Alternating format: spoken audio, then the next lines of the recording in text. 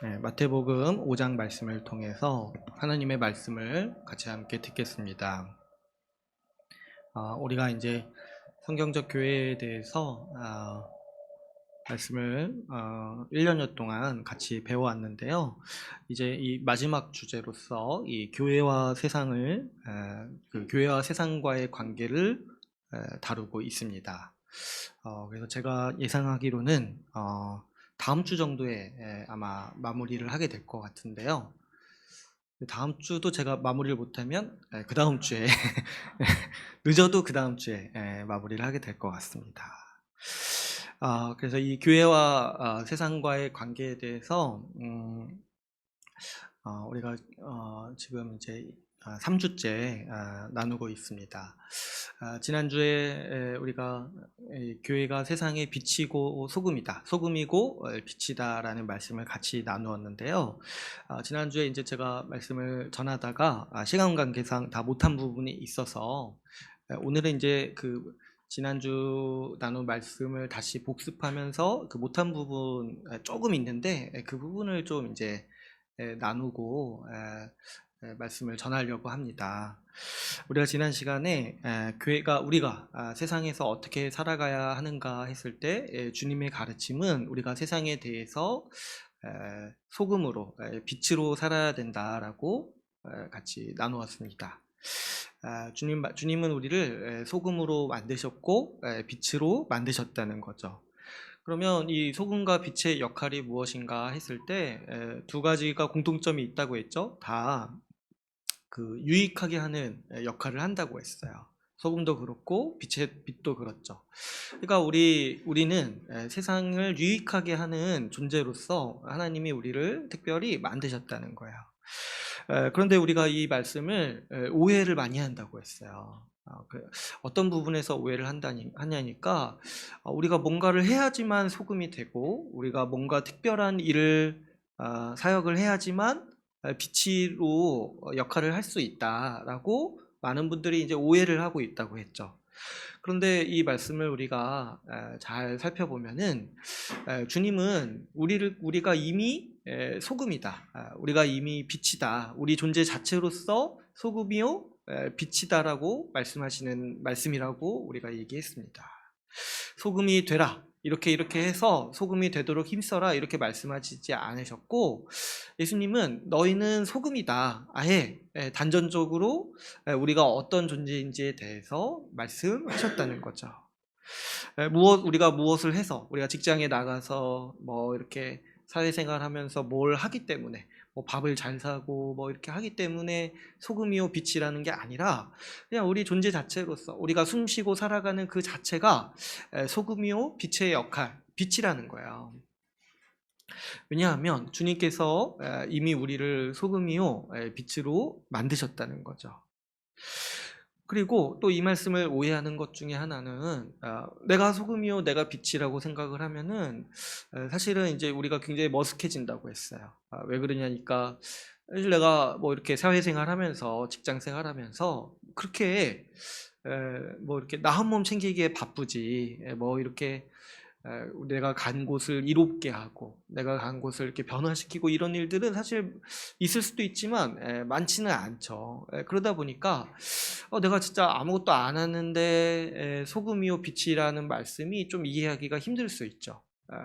그럴 때 이제 이 말씀을 자세히 보면은 예수님은 우리 한 명 한 명 개인을 소금이요 빛이라고 말씀하신 게 아니라 너희가 소금이요 너희가 빛이다. 다시 말해서 이 교회가 소금이고 교회가 빛이라고 주님은 말씀하십니다.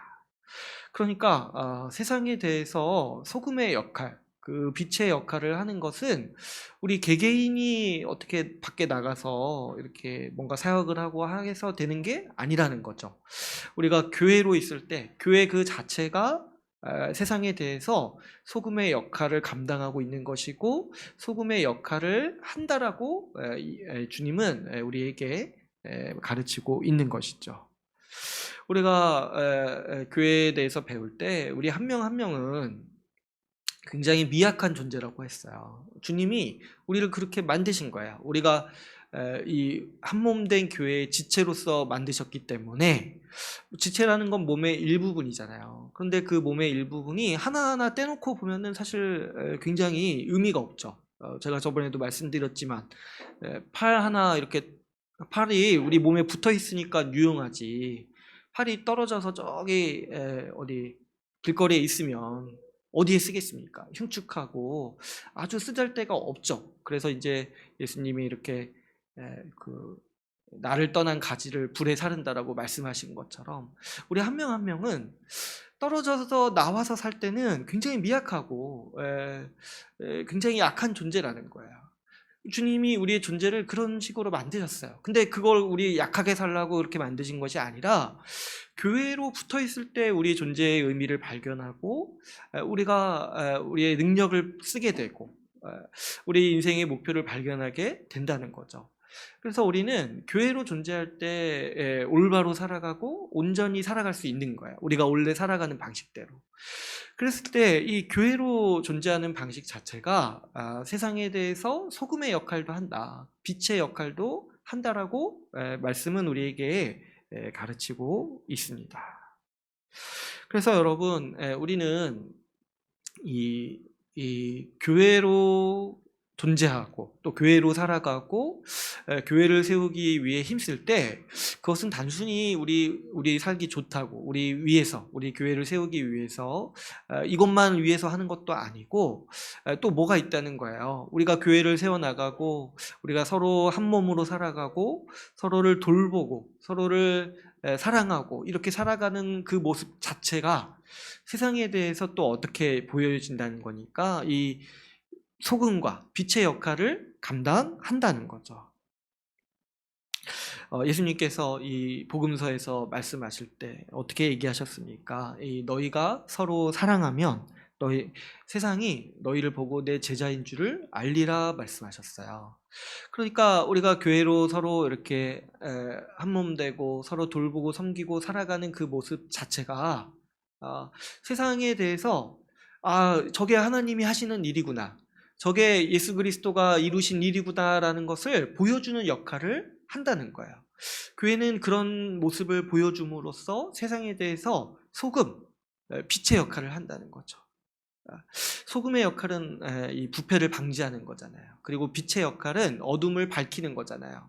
그러니까 그렇게 이 하나님의 은혜로, 하나님께서 주신 그 사랑으로 우리가 서로 사랑하고 살아가는 그 모습 자체가 세상을 부끄럽게 만드는 모습이라는 거예요.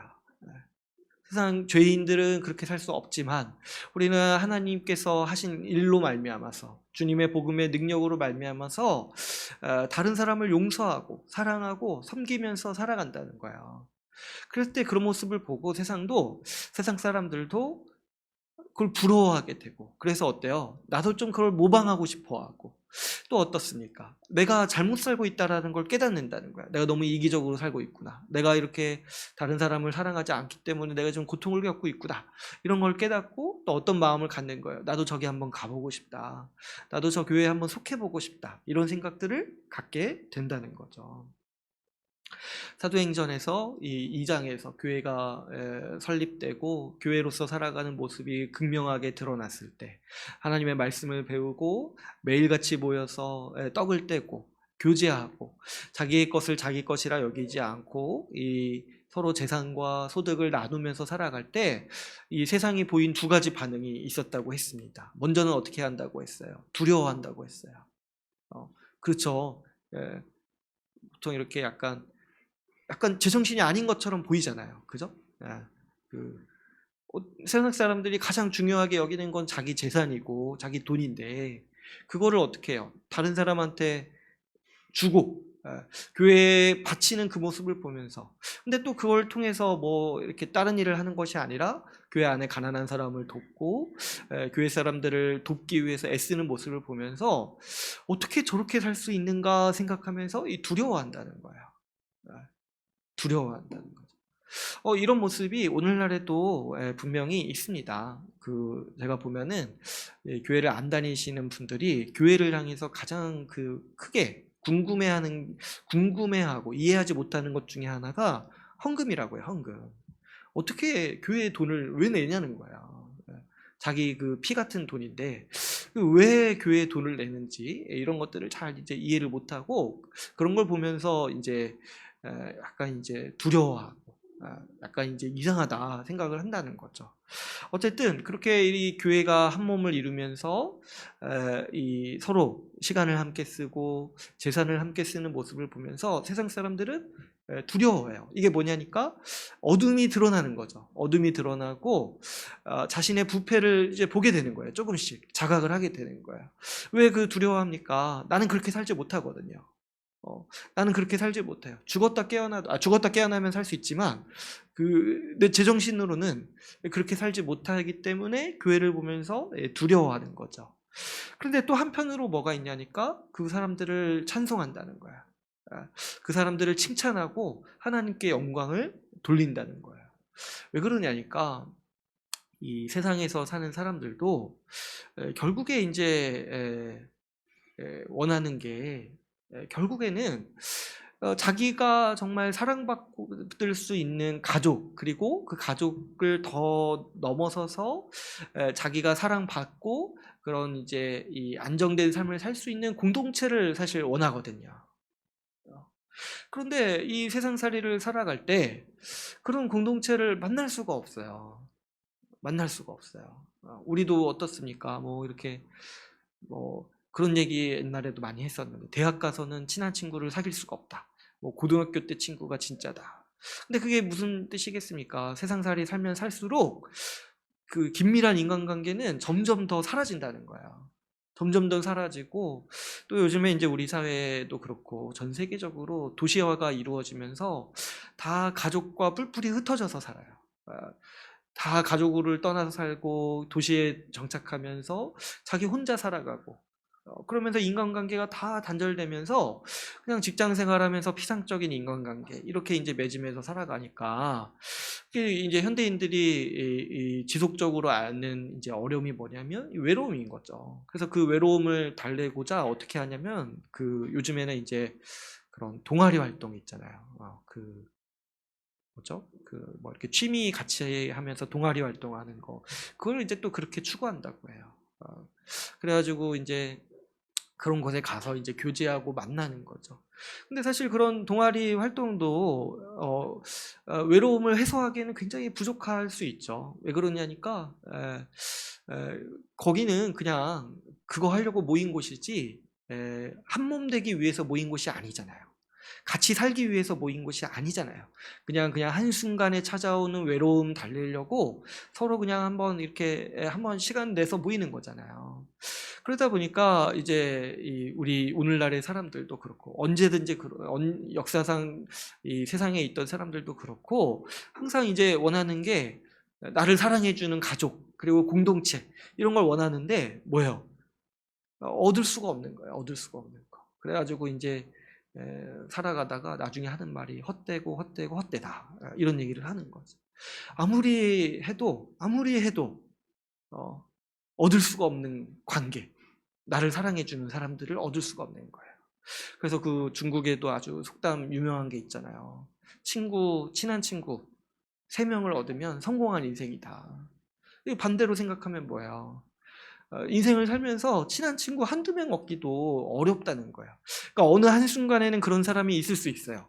그런데 살아가면 살아갈수록 계속 사라진다는 거예요. 계속 사라진다는 거예요.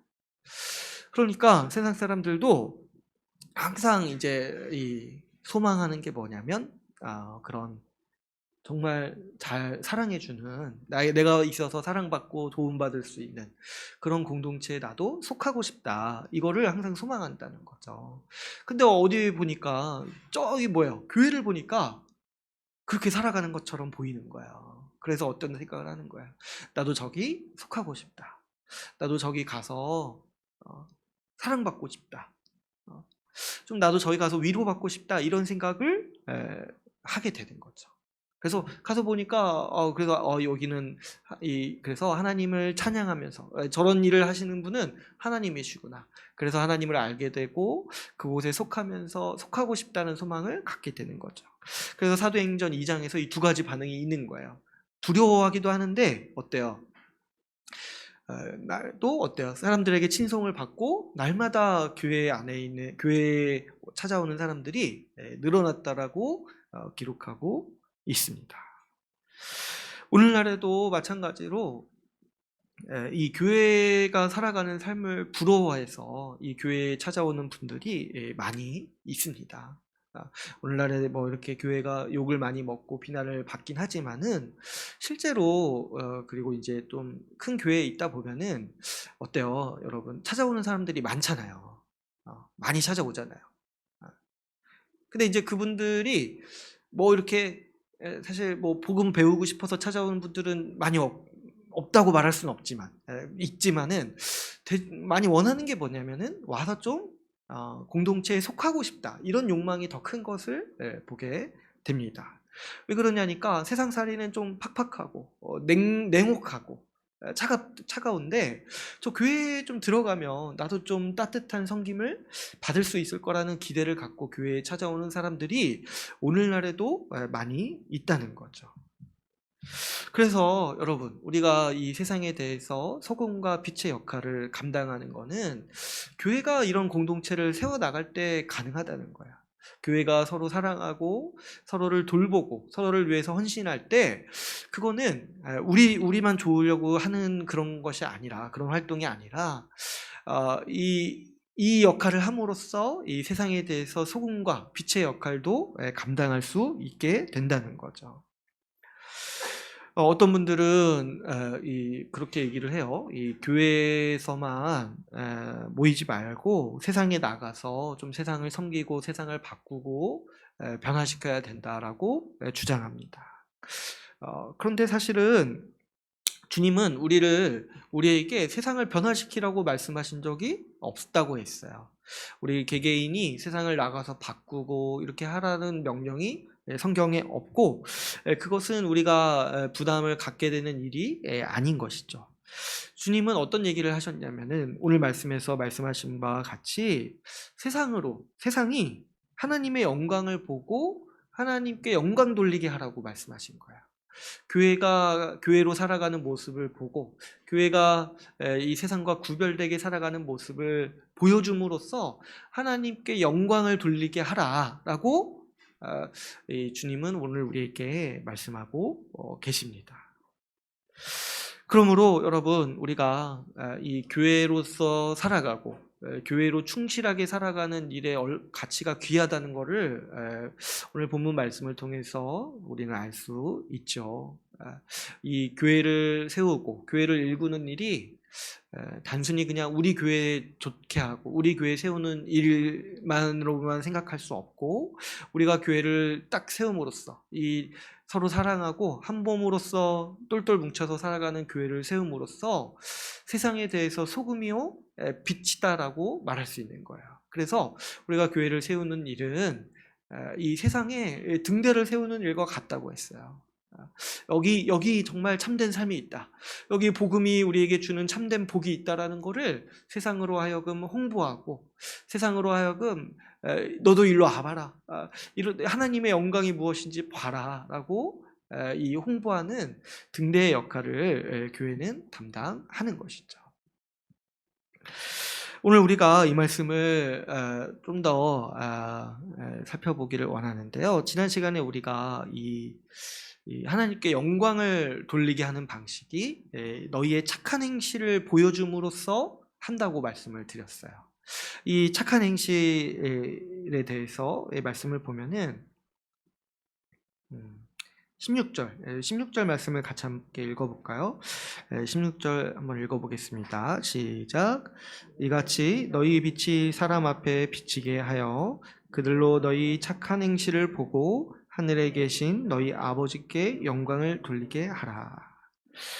이 너희의 착한 행실을 보고 하나님께 영광을 돌리게 하는 게 이 교회의 사명인 것이죠.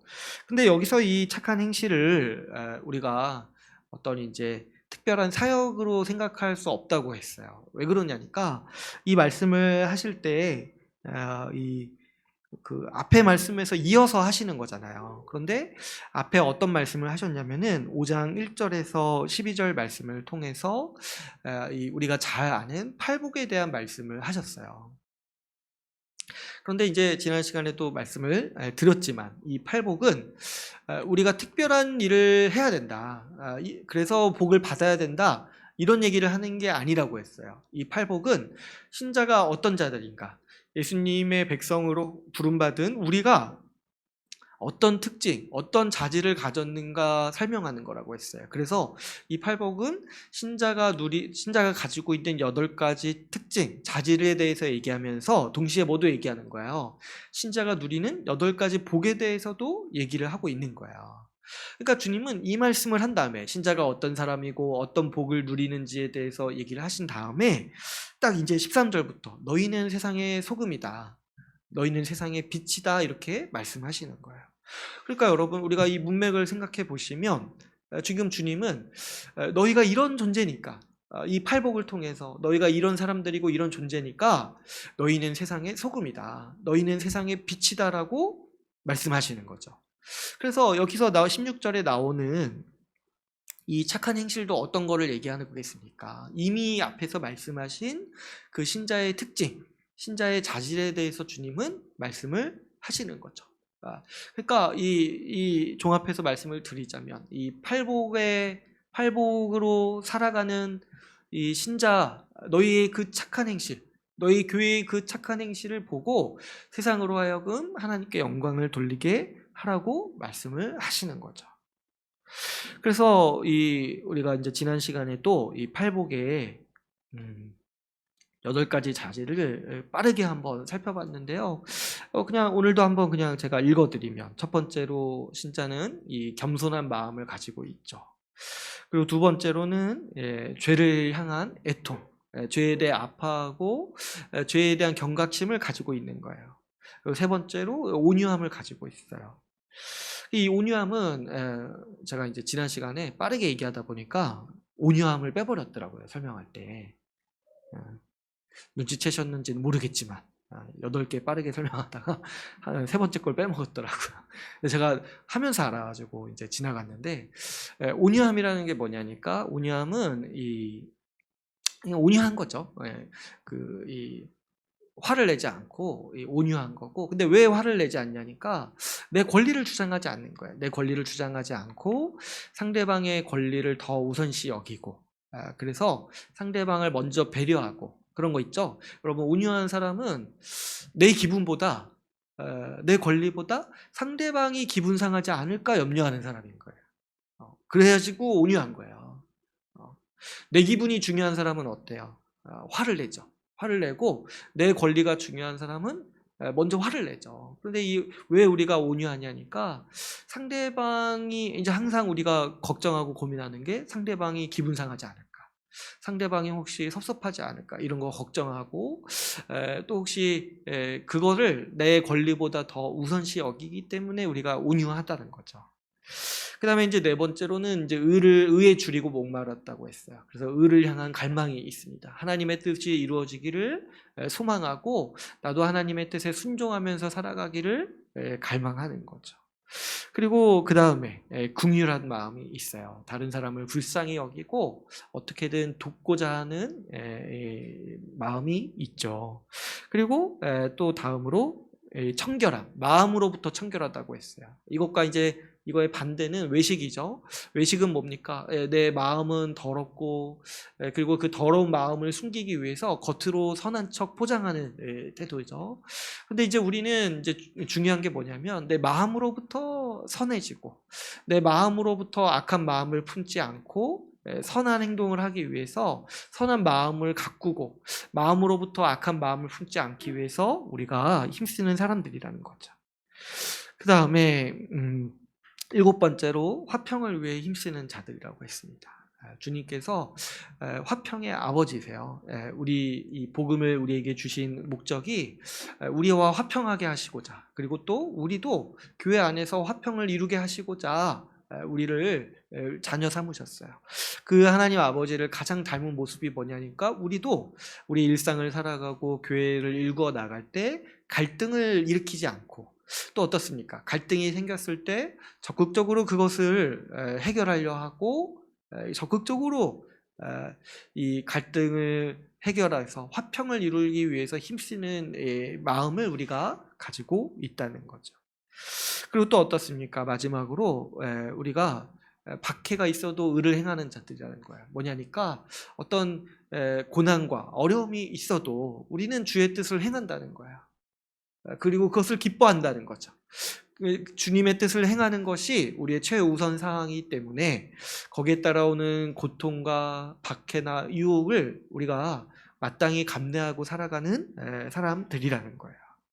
이런 자질들이 세상과 완전히 구별되는 자질인 것이죠. 그래서 예수님은 소금이다, 빛이다라고 말씀하시는 거예요.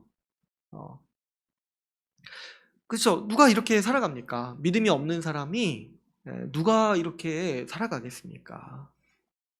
믿음이 없는 사람들은요, 여기 지금 말하는 8가지 덕목 있잖아요. 이거를 덕목이라고 생각하지 않아요. 오히려 피해야 되는 일이라고 생각해요. 겸손해야 된다라고 그렇게 잘 안 가르쳐요. 어디 가서 당당하고 온유해야 된다라고 잘 안 가르쳐요. 뭐냐니까 어디 가서 네 권리 당당하게 주장하고 다녀라고 얘기해요. 항상 어디 가서 큰 소리로 얘기하라. 죄를 향해서 애통해하지 않죠. 자기가 옳다고 끝까지 할 수만 있다면 끝까지 주장하는 것이 세상의 덕목입니다. 의를 향해서, 하나님의 뜻을 향해서 갈망하지 않죠. 자기의 뜻을 이루기 위해서, 자기 꿈을 이루기 위해서 수단과 방법을 가리지 않는 것이 세상의 모습입니다. 그래서 이런 심정을, 이런 자질을 가지고 있는 신자는요, 세상에서 살아갈 때 반드시 구별되어서 나타나요. 세상 사람들은 이런 자질들을 사실 비웃습니다. 이렇게 여러분 겸손하고 온유한 사람을 가리켜서 세상에서 이제 뭐라고 하냐니까 호구라고 부르는 거야. 호구라고. 이렇게 당해도 갚지 않고, 손해를 봐도 감내하고, 이렇게 살아가는 거를 세상은 아주 비웃죠. 그렇기 때문에 신자는 세상 가운데 있을 때 세상의 소금이요 빛이라는 거예요. 그리고 또 이 자질들을 생각해 볼 때 신자는요 이미 이 자질들을 가지고 있어요. 여러분 생각해 보시면 우리가 복음을 왜 믿었습니까? 우리가 복음을 믿은 거는 우리가 겸손하기 때문에 복음을 믿은 거예요. 나로는 안 된다는 걸 알기 때문에, 내 마음에, 내 심령이 가난해서 하나님 없으면 안 된다는 걸 깨달아서, 그래서 복음을 믿었잖아요. 만약에 나로서 괜찮다, 그냥 나로서도 나는 잘 살 수 있다라고 여겼으면은 우리는 뭐 하나님 필요 없다 생각하고 살았겠죠. 그런데 우리에겐 겸손한 마음이 있기 때문에 우리는 복음을 믿은 거예요. 죄를 향해 애통했기 때문에 우리는 우리의 죄인됨을 인정하고 하나님께 용서해달라고 간구했던 것이죠. 그래서 복음을 믿은 거예요. 그러니까 이 나오는 8가지 자질이 나와 동떨어진 자질이 아닌 것이죠. 이것은 이미 우리가 가지고 있어요. 이런 사람이기 때문에 우리는 신자가 되었어요. 근데 또 뭐가 있는 거예요? 신자는 이런 자질들을 이미 하나님의 은혜로 받았기 때문에 이 자질들에 대해서 앞으로 점점 더 자라가는 사람들이에요. 그래서 이 8가지 자질 특징을 딱 이렇게 생각해야 돼요. 우리의 정체성이고 앞으로 내가 성장해야 되는 방향이라는 거예요. 그래서 이제 제가 이제 금요 모임 때도 말씀드렸지만 뭐 이렇게 온유함 있죠. 온유함. 이거 있잖아요. 내가 온유한 사람이라고 믿으셔야 된다고 했어요. 아무리 오늘 아침에 뭐 이렇게 화내고 운전하다가 화내고 뭐 이렇게 애기 혼내다가 화내고 그랬어도 딱 말씀 보면서 그렇지, 난 온유한 사람이지, 이렇게 믿으시는 거예요.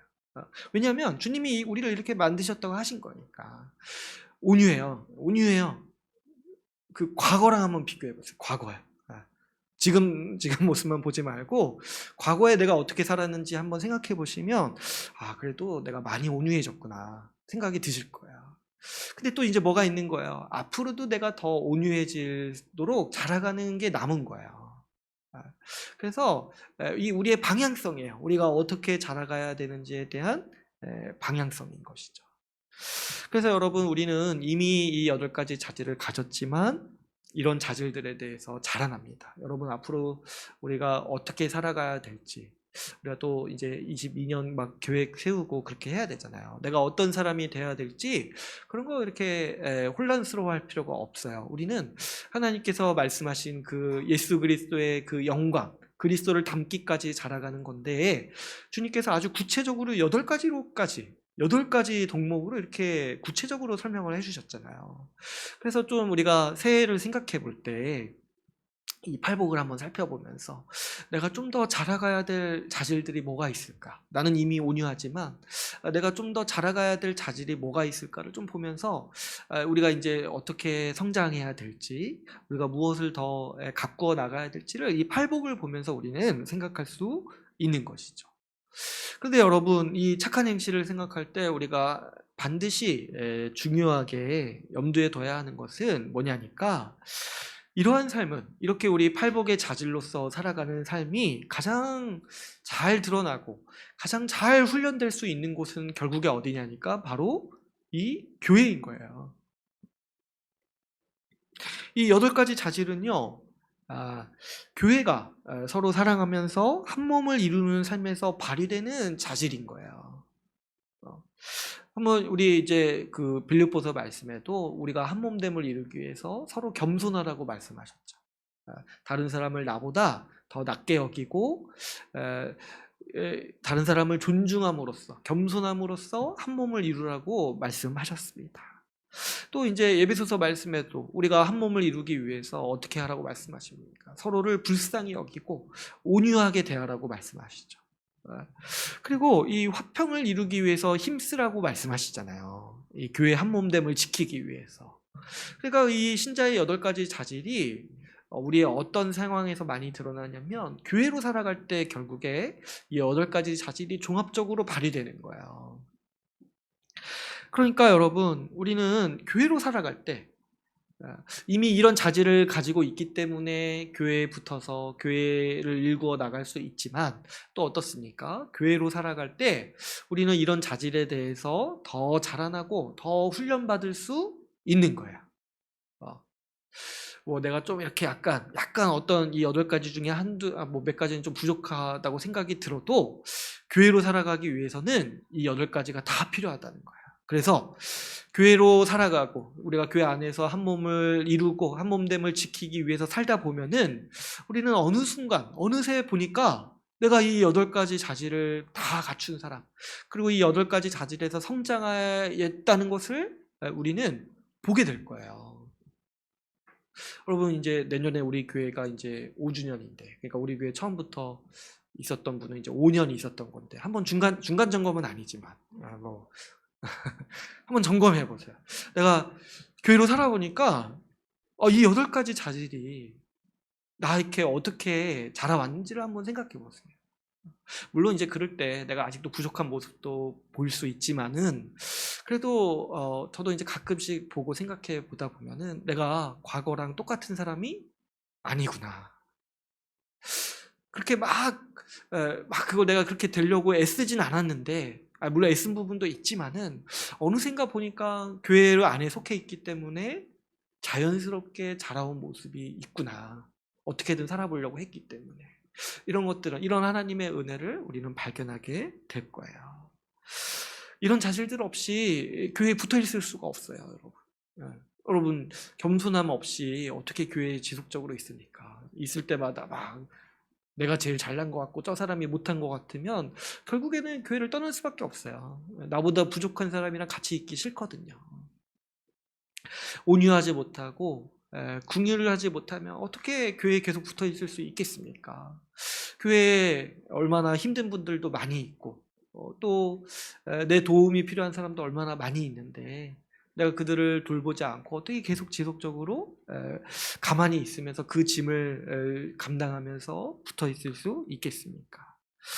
교회로 붙어 있을 때, 교회로 지속적으로 열심히 살아갈 때 우리는 이런 자질에 있어서 자연스럽게 자라나는 사람들인 것이죠. 그러므로 여러분, 우리는 이 교회를 중심으로 살아갈 때 우리가 점점 더 신자답게 바뀌고 성장해 나갑니다. 그럴 때 이 변화는 나라는 사람의 인격이 서서히 성숙해져 가고 변화되는 거예요. 그런데 여러분 어떻습니까? 나라는 사람이 바뀌었잖아요. 나라는 사람이 조금 생각도 바뀌고 마음도 바뀌고 태도도 바뀌고 점점 바뀌어가는 거잖아요. 그랬을 때 그러면은 나라는 사람이 변화된 게 그러면 교회 안에서만 바뀌는 거냐는 거예요.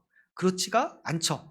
교회 안에서 변화된 사람은 사실 그 변화된 인격과 변화된 그 자신을 가지고 그대로 세상에 나가서 살아가는 거예요. 그래서 교회 안에서 겸손한 사람이 세상에 나가서도 겸손하게 살고, 교회 안에서 온유한 사람이 교회 안에서니까 그런 걸 배우는 거죠. 그런 걸 배우고 잘할 수 있는 거죠. 그렇게 배우고 잘한 사람이 세상에 나가서도 온유한 사람으로서 살아가게 된다는 것이죠. 우리가 그렇게 생각할 수 없죠. 여러분, 교회에서 겸손한 사람이 난 이제 교회에서 좀 눌려 살았으니까 세상에서 뭐 이렇게 피고 살아야겠다 해가지고 교만하게 막 이렇게 살아가겠습니까? 교회 안에서 이렇게 온유하게 이런 것들을 훈련받고 이런 게 잘한 사람이 난 교회 안에서는 내가 좀 손해보고 살았으니까 세상 가서는 내가 내 권리를 주장하면서 살아야겠다 이렇게 막 하겠냐는 거예요. 교회 안에서 서로 사랑하면서 섬기는 사람이 밖에 나가서 나는 이제 밖에서니까 이기적으로 살아야겠다 이렇게 생각을 누가 그렇게 하냐는 거예요.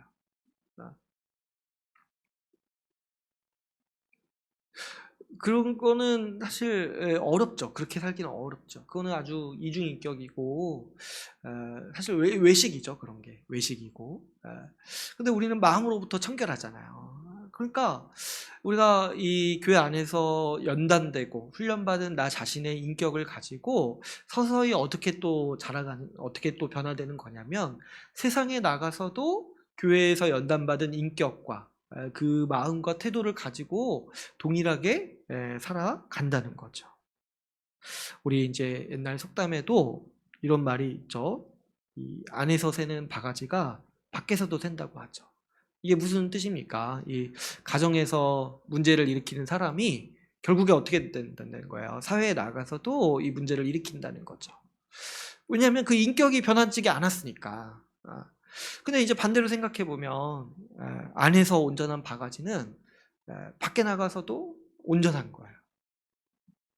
교회 안에서 성숙해지고 온전한 신자는 밖에 세상에 나가서도, 직장에 나가서도, 지역사회에서도 온전한 사람, 이 8가지 팔복의 인격을 갖춘 사람으로서 밖에 나가서 살게 된다는 거예요. 제가 바가지로 비유해서 죄송하지만 우리 온전한 인격으로 이 팔복의 영광을 갖춘 사람으로서 일관되게 살아간다는 거예요. 그래서 교회는 어떻게 보면 우리가 성숙한 신앙을 갖고 성숙한 인격으로 빚어질 수 있도록 훈련하는 그런 곳이기도 한 것이죠. 우리가 이 안에서 더 빚어지고 이 안에서 더 빛으로 연단되고 소금으로 연단되기 때문에 우리는 밖에 나가서도 소금과 빛과 같이 이 신자로서도 살아갈 수 있게 되는 거죠. 근데 이거를 역으로 생각하면 되게 어려워요. 역으로. 여러분 세상에 나가서 빛과 소금으로 살아야 됩니다. 이것만 말하면은 너무 우리에게 큰 부담이죠. 힘들죠. 나는 그런 사람이 아닌데 벌써부터 이제 그런 생각이 드는 거예요. 여러분 뭐 직장 가서 손해 보면서 사십시오. 직장 가서 나보다 옆에 있는 직장 동료를 더 배려하면서 사십시오. 조금 손해보고 인내하고 사십시오. 자기 권리를 주장하고 살지 마십시오. 이렇게 이제 얘기를 하면은 사실 이제 되게 힘든 짐이에요. 이렇게만 얘기를 하면은. 왜냐하면 너무 힘들거든요.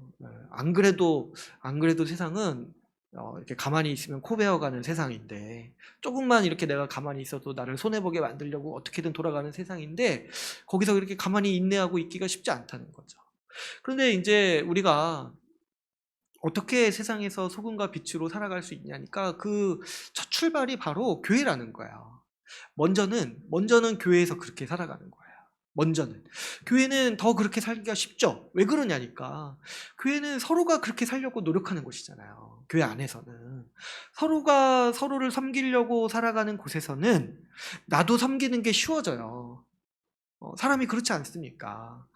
근데 세상에서 서로가 서로를 이렇게 이용해 먹으려고 하는 곳에서는 내가 그렇게 막 이렇게 섬기면서 살아가는 거는 정말 어려운 일이에요. 그래서 먼저는 어떻게 해야 되는 거냐면 교회 안에서 서로를 섬기고 서로를 돌보는 삶을 충분히 체화돼서 충분히 익히고 충분히 내 인격화시키고 충분히 그곳을 그렇게 성장해서 세상에 나가서도 그렇게 살라라고 주님은 우리에게 말씀하시는 거죠. 그래서 먼저는 교회 안에서 충실하게 살아라. 교회 안에서 충실하게 살아서 온전한 바가지가 되라. 이 바가지 말고 다른 거 쓰면 좋을 것 같은데. 아무튼 온전한 사람이 되어라. 그래서 밖에서도 온전하게 살아라. 라고 주님은 말씀하시는 거죠. 그래서 여러분, 먼저는 교회 안에서 소금과 빛의 모습으로 살고 세상에 나아가서도 그대로 살아가는 것이 우리가 하나님이 설계하신 방향대로 성장하고 이 교회와 세상을 살아가는 방식이라고 할 수 있습니다. 교회 안에서 변화된 내가 세상에서 다른 사람이 아니잖아요.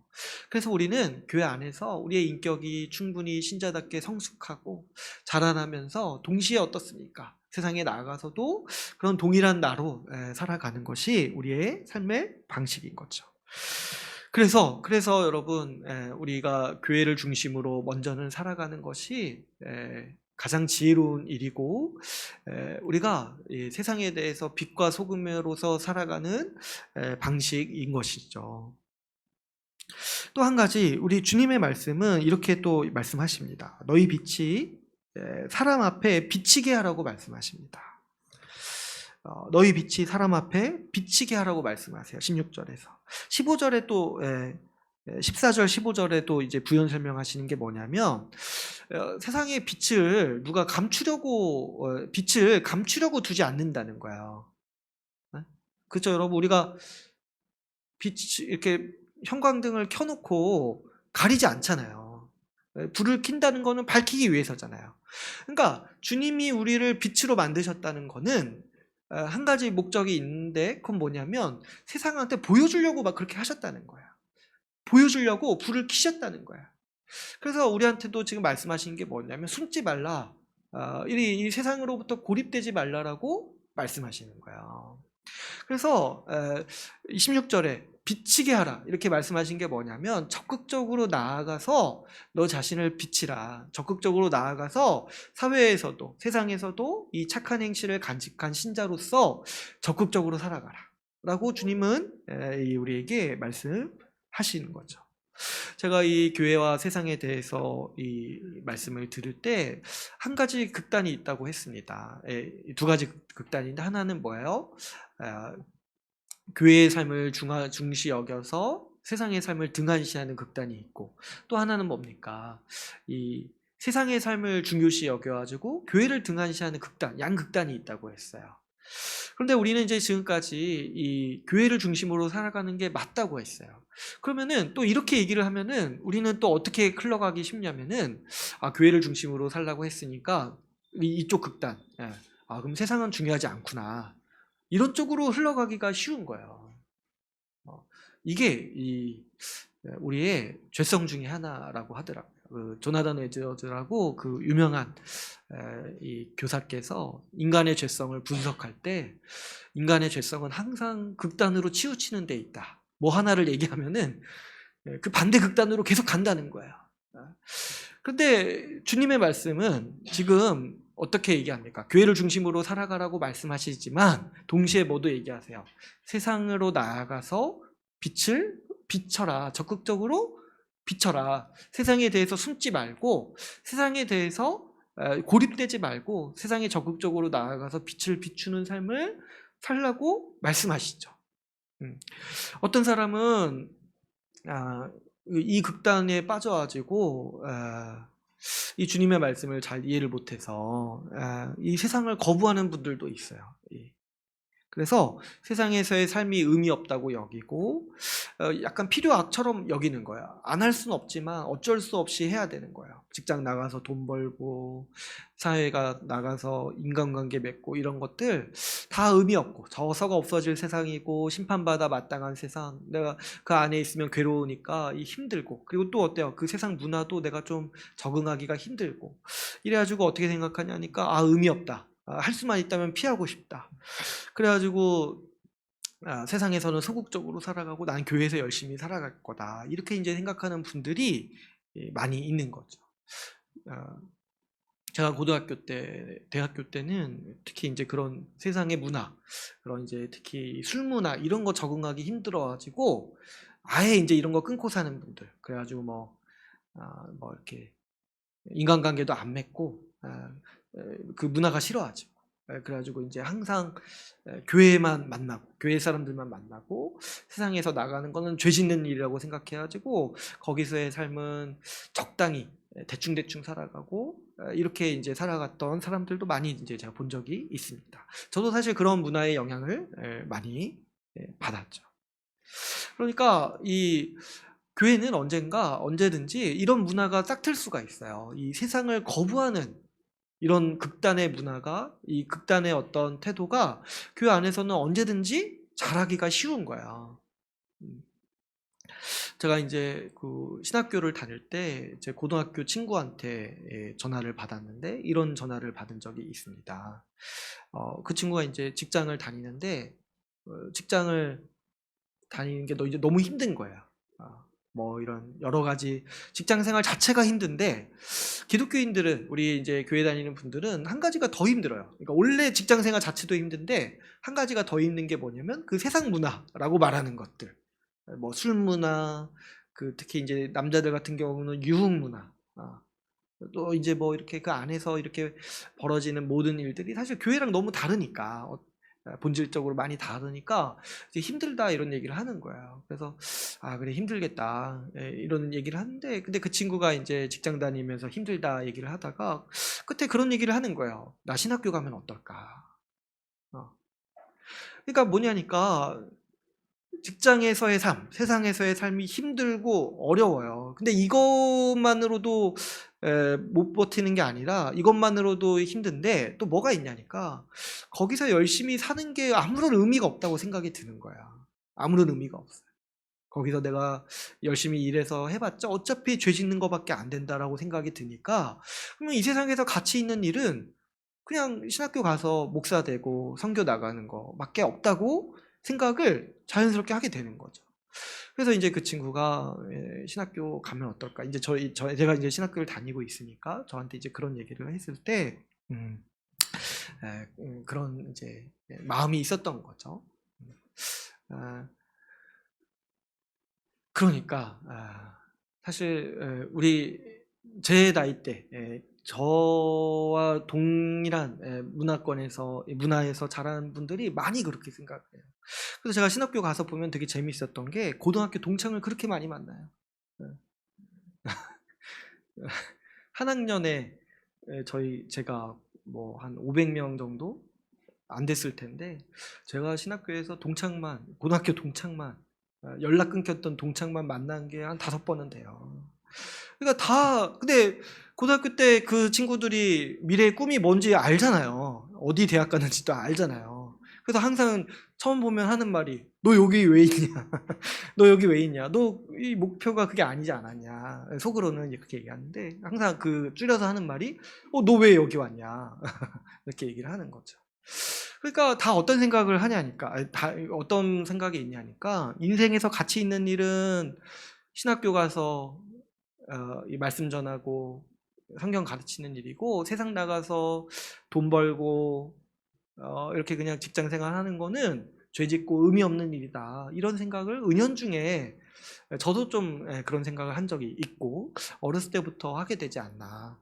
가장 영광스러운 일은 신학교 가서 목사 되는 일이다. 이렇게 이제 생각을 한다는 거죠.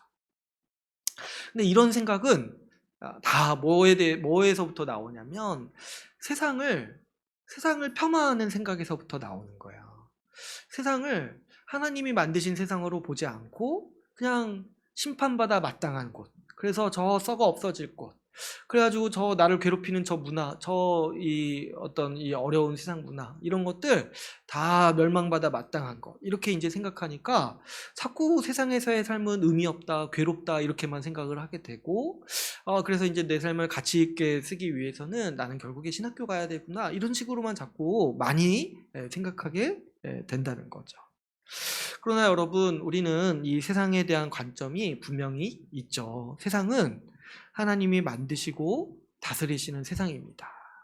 주님은 이 세상을 없애겠다고 말씀하시지 않고 이 세상을 보존하시고 회복하시겠다라고 말씀하셨어요. 주님이 만드신 창조 세계를 주님이 사랑하세요. 주님이 만드셨으니까. 주님이 만드시고 보시기에 좋다라고 말씀하셨잖아요. 그리고 이 세상을 유지시키시고 어떻게든 회복시키기 위해서 주님은 지금까지 일하고 계시는 거죠. 그래서 이 세상은 하나님이 우리에게 주시는 소중한 삶의 터전입니다. 비록 우리가 이 가운데서 살아갈 때 어려움을 겪는 게 있어요. 그게 뭐냐면 이 죄의 영향으로 우리가 어려움을 겪는 거죠.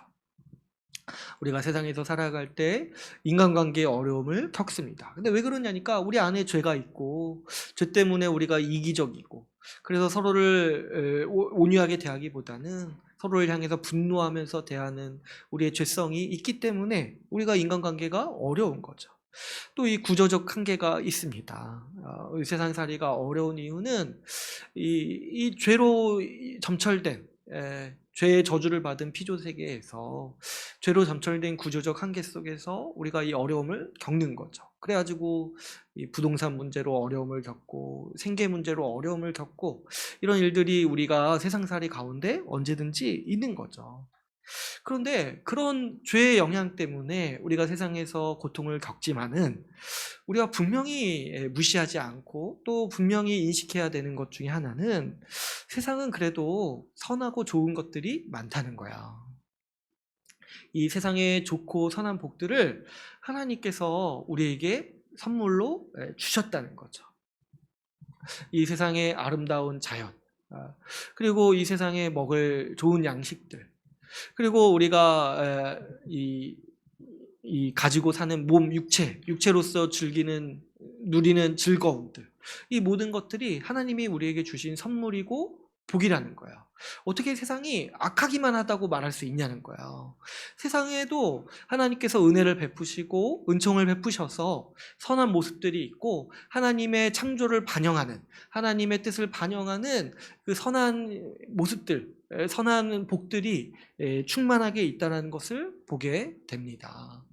그리고 하나님은 우리에게 또 이 재능을 주셔가지고 인간이 기술을 발전할 수 있도록 은혜를 주셨어요. 그래가지고 우리가 이 발전된 기술의 문명의 혜택을 누리면서 살아가는 게 또 하나님이 우리에게 주시는 이 큰 복인 것이죠.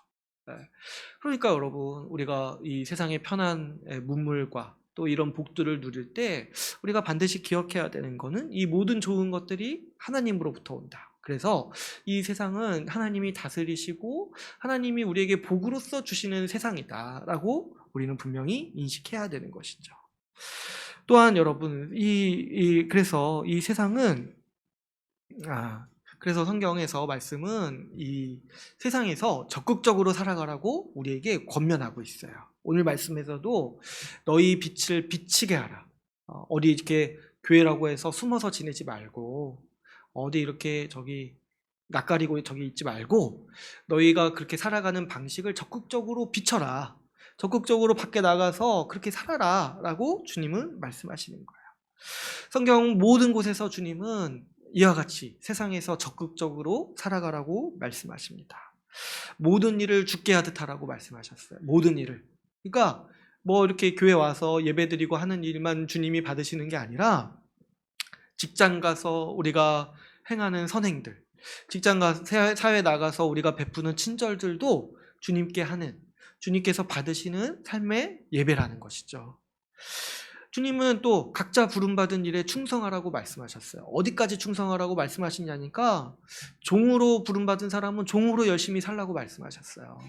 그러니까 그 정도로 주님은 세상에서 자기 맡은 바 역할에 충실하라고 말씀하시는 거야. 또 데살로니가 말씀에서는 어떻게 말씀하시냐니까 열심히 일하라고 말씀하셨어요. 일하지 않는 자는 먹지도 말라라고 말씀하셨어요. 그러니까 열심히 땀 흘려서 일해라. 그 세상을 밖에 나가서 일구고 그 세상에서 일해라 라고 주님은 우리에게 말씀하시는 거죠. 왜 그러냐니까 그 세상도 우리에게 주시는 선물이고 우리에게 주시는 복이기 때문입니다. 무엇보다 또 세상은 이 선교의 대상이기도 합니다. 세상에는 앞에서도 제가 말씀드렸다시피 죄로 말미암은 고통이 있고 어둠이 있습니다. 여러분, 우리가 직장 생활하고 사회에 나가서 많은 사람들을 마주대할 때 유심히 관찰해 보면 정말 어려움을 겪고 있는 사람들이 많아요. 물론 이제 경제적, 물질적 어려움도 있지만 가장 심각한 문제는 영적 어려움을 겪고 있는 사람들이 많습니다. 외로움을 호소하고 허무함을 호소하고 이 삶에서 마주대하는 그 무의미의 고통 속에서 아주 어려움을 호소하고 있는 사람들이 많이 있는 것이죠. 그때 우리는 그런 사람들을 마주대할 때 긍휼히 여기는 마음이 있어야겠습니다. 불쌍하지 않습니까? 아무런 미래의 소망이 없는 것에 자기 전력을 다해서 살아가다가 나중에 이렇게 허무함을 느끼는 그 과정이 정말 불쌍하지 않습니까?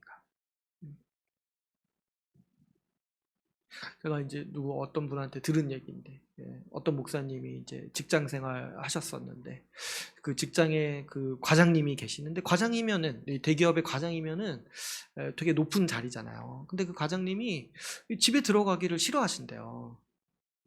싫어하셨대요. 왜 그러냐니까 집에 들어가면은 가족들이 자기를 무시한다는 거예요. 그래가지고 맨날 집에 안 가고 직장에 남아서 야근하고 이렇게 어떻게든 집에 안 들어갈 핑계를 만들려고 어떻게든 이제 이 직장에서 이제 붙어 있는 거죠.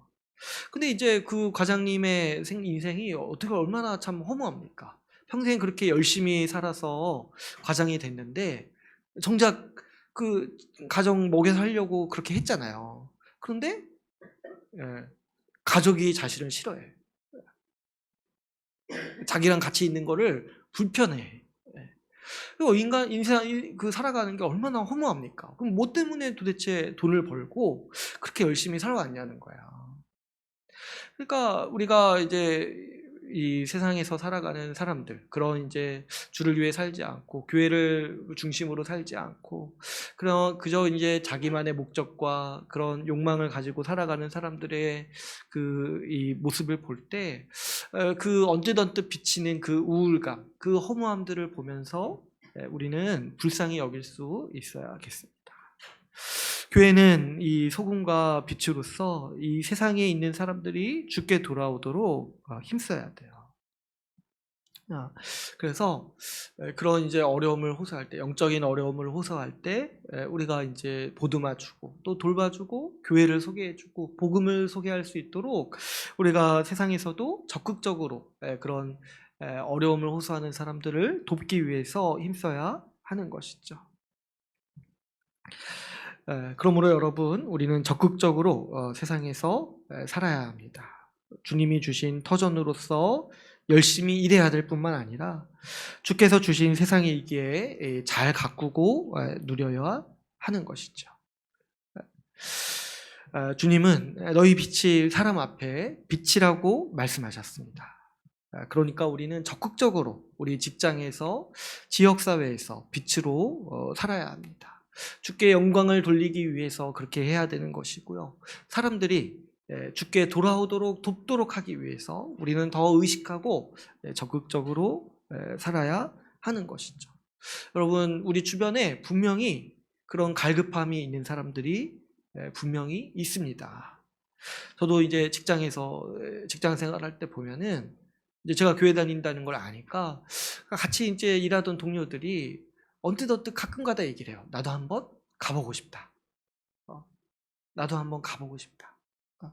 근데 그게 뭐냐니까 그런 갈급함이 그 사람들 가운데 있는 거야. 교회에서 누리는 평안, 교회에서 누리는 안정감, 이런 것들이 부러운 거야. 다 직장 생활하려고 떨어져서 나와서 혼자서 하니까 외롭거든요. 그러니까 이 교회를 보면서 나도 거기에 속하고 싶어 하는 열망이 있는 것이죠. 그때 우리가 그런 교회에 대해서 좋게 생각할 수 있도록 빛으로서 또 소금으로서 적극적으로 세상에서 살아가야 마땅하겠습니다. 그러면 여러분, 우리가 구체적으로 이 세상에서 소금과 빛으로 어떻게 살아가야 될까요? 몇 가지만 오늘 권면을 드리고 말씀을 마무리하려고 합니다. 여러분, 우리가 세상에서 적극적으로 살아가야 되는데 그러려면은 먼저 필요한 게 세상을 이해할 필요가 있습니다. 여러분, 우리는 세상에 관심을 가져야 돼요.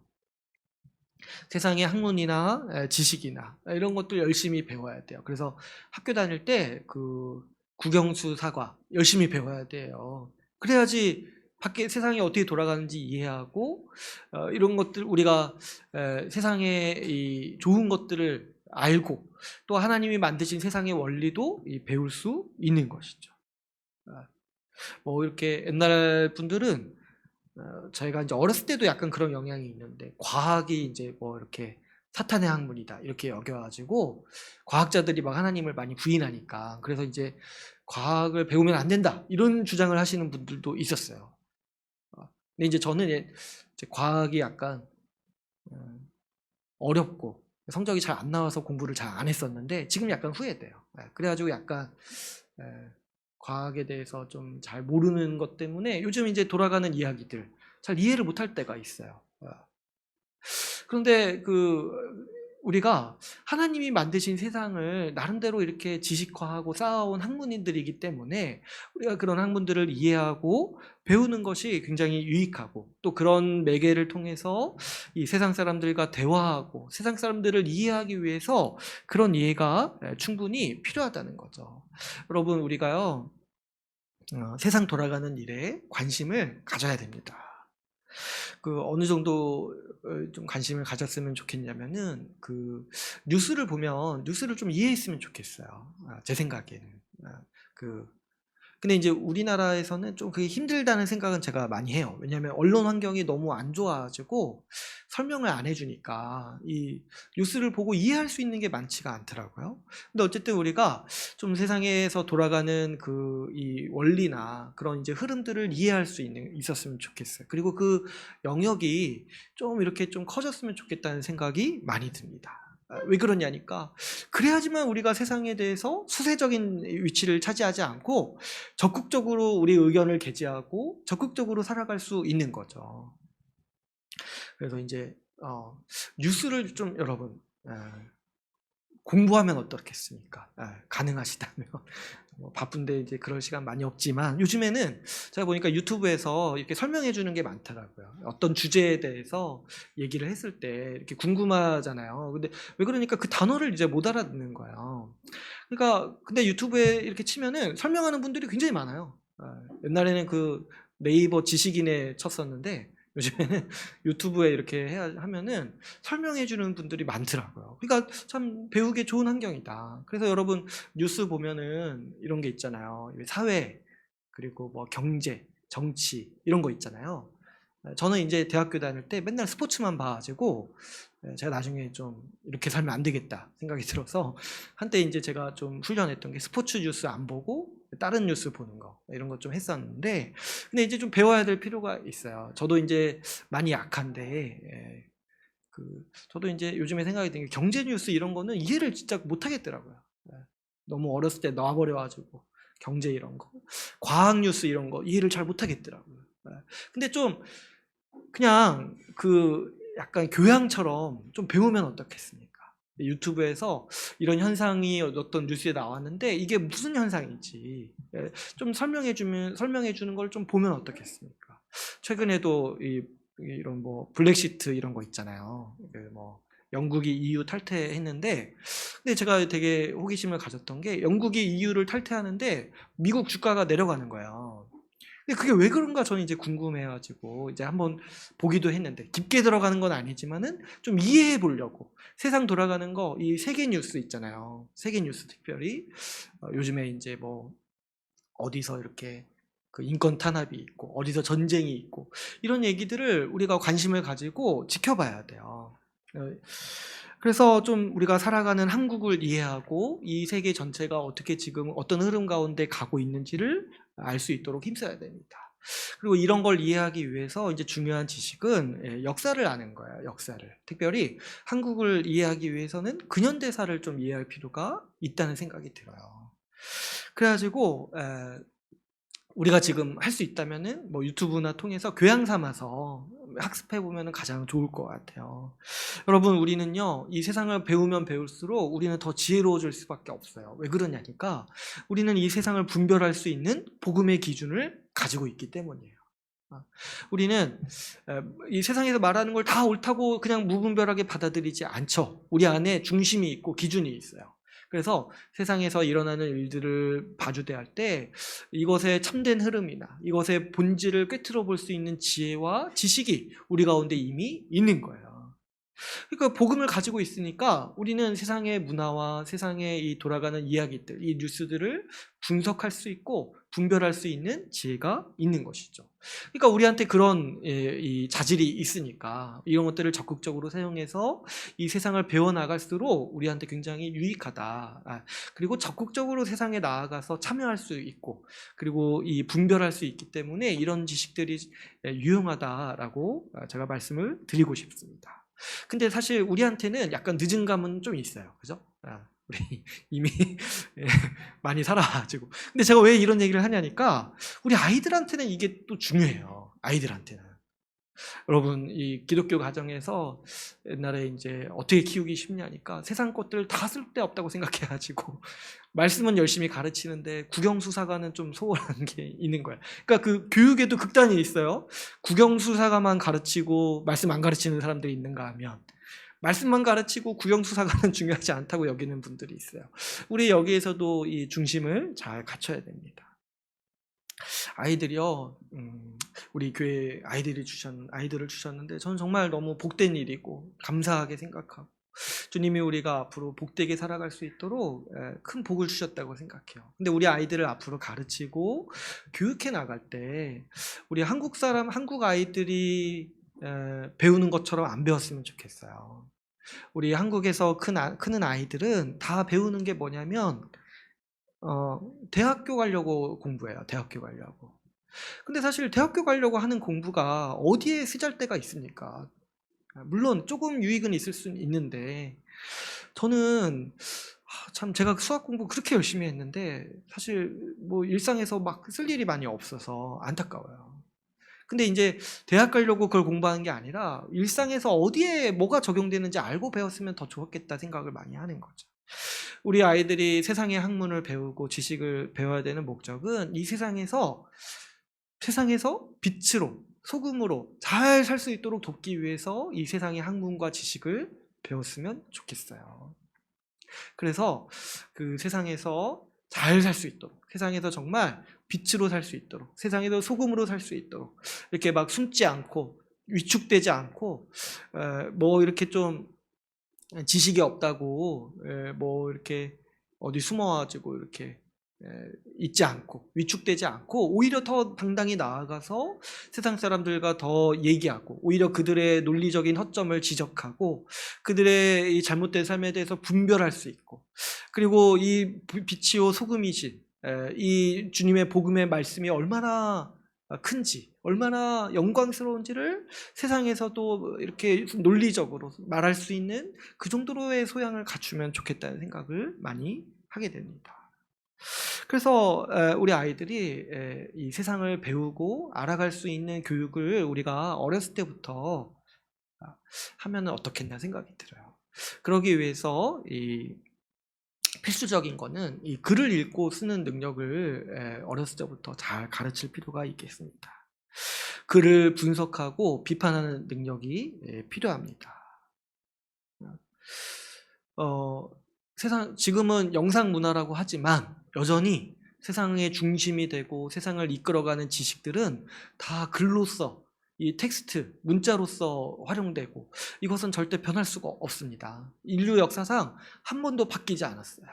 그 세상을 이끌어가는 중심, 그리고 그 원리, 그리고 그 원동력, 그 지적인 총체를 글로써 남기는 거예요. 그래서 글을 읽고 이해할 때 세상을 이해하고 세상 돌아가는 흐름을 볼 수 있는 것이죠. 그리고 요즘에 보면은 학교에서 책을 잘 못 읽는다고 하죠. 저도 많이 그랬었고 요즘에 이제 난독증이 많대요. 난독증이. 우리나라가 문맹률은 낮은데 난독이 많대요. 그래가지고 성인이 되어도 책 한 권 읽어도 문맥을 파악하지 못해가지고 이해를 못하는 이런 현상이 많은 거죠. 근데 좀 우리 아이들은 어렸을 때부터 좀 그 문자를 읽는 훈련, 글을 읽는 훈련을 하고 더 나아가서 글을 잘 써서 자기 그 의견과 이 생각을 밝힐 수 있는 그런 훈련을 할 수 있도록 우리가 해나갔으면 합니다. 또 아이들도 이 우리 한국 사회를 이해하기 위해서 이 한국의 역사를 이해하고 살았으면 좋겠어요. 특별히 지금 우리가 이 뉴스를 이해하지 못하는 대부분의 원인이 근현대사를 몰라서 오는 게 크거든요. 왜냐하면 우리나라의 지금 이 질서와 그 구조가 사실 5공화국, 6공화국 때 거의 결정이 돼가지고 그때부터 변하지 않고 계속해서 오는 거야. 그래서 지금 한번 개헌해서 바꾸자 이런 얘기가 나오기는 하지만은 우리가 이제 그 과거 역사를 이해하지만 지금 이제 일어나는 현상들을 우리가 왜 이렇게 사람들이 이야기하고 왜 그렇게 저 정치가들, 저 위정자들은 저런 생각을 하는지를 이해할 수가 있어요. 요즘에 보면은 이제 학교에서 역사 교육이 많이 없다고 하죠. 그러다 보니까 가장 이제 뭐 이런 얘기를 오늘 깊게 할 수는 없지만 빨리 끝내야 되는데 이제 가장 이제 치명적인 게 통일에 대한 의식이 아이들한테 많이 없는 거예요. 역사에 대해서 좀 약간 치부시 되다 보니까 역사 공부가 아무튼 그런 이제 이 기본적으로 한국이 어떻게 돌아가고 있는지 그 흐름이 어떻게 형성되어 있는지를 이해하기 위해서 이 역사도 알 필요가 있습니다. 이 기본적인 인문학적 소양을 잘 갖추어서 이 세상을 잘 살아갈 수 있는 그런 아이들로 키워낼 수 있도록 우리가 힘쓰기를 원합니다. 또 우리가 세상에 대해서 관심을 가져야 되는 중요한 목적이 있어요. 왜 그러냐니까 하나님은 이 세상을 사랑하시고 이 세상을 일구기를 원하시잖아요. 그래서 세상에 대해서 관심을 가질 때 어떤 이들은 이 세상을 섬기기 위해서 봉사할 수도 있을 것입니다.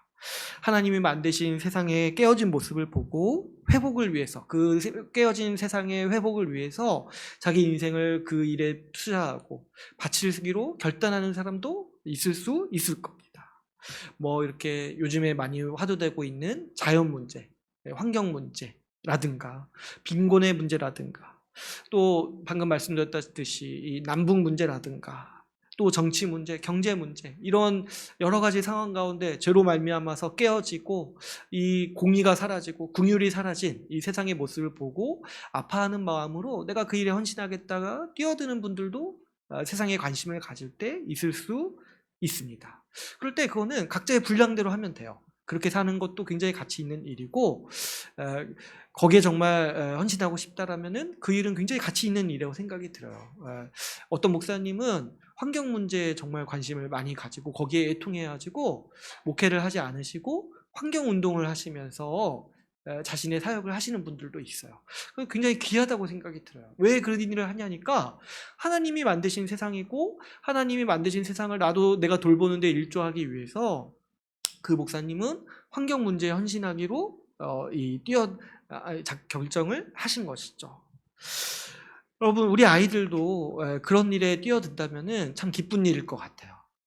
이렇게 세상에 저 큰 아이들처럼 자기 뭐 잘 먹고 잘 살기 위해서 대학 가고 취업하고 그러는 게 아니라 정말 주를 위해 살기 위해서 주께서 기뻐하시는 뜻을 위해서 환경 문제에 뛰어들고 그 사회 운동을 하고 그런 일을 하게 된다면 그것도 굉장히 기쁜 일이고 그 인생을 가치 있게 쓰는 일이라고 생각이 듭니다.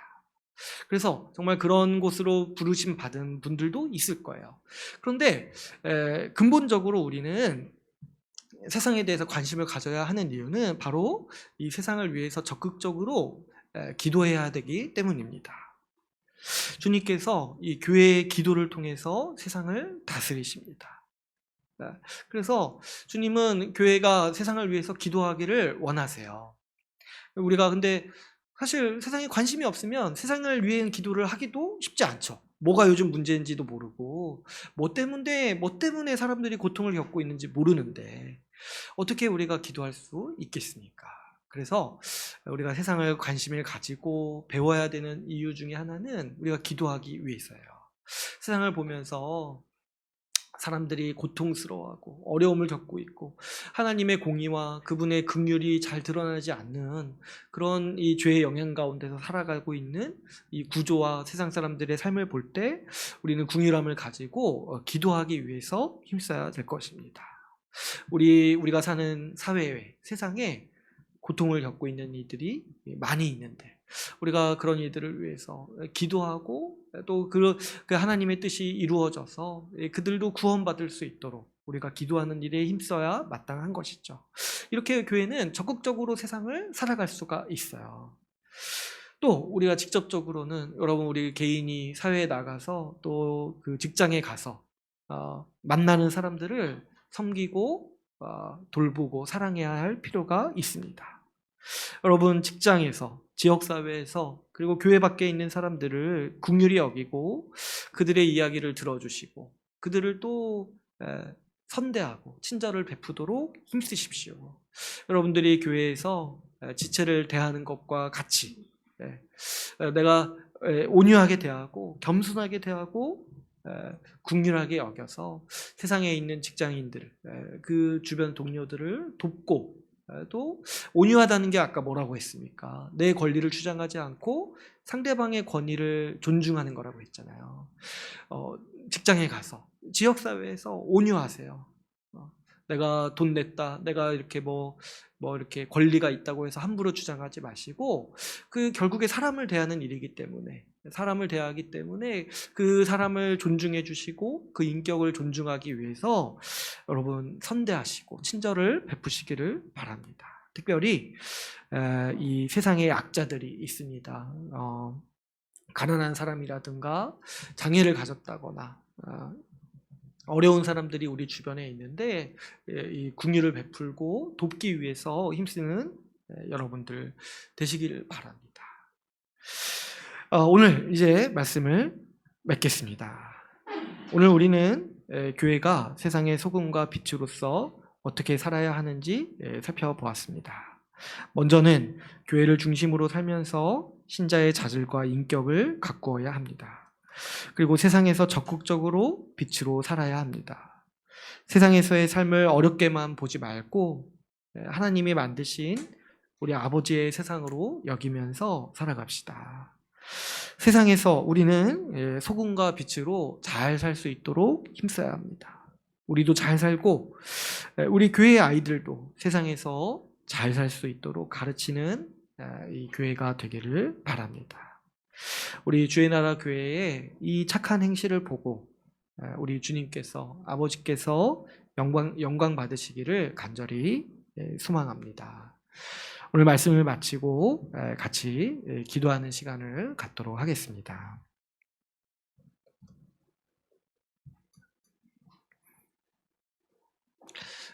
오늘 말씀을 붙들고 같이 기도하기를 원합니다.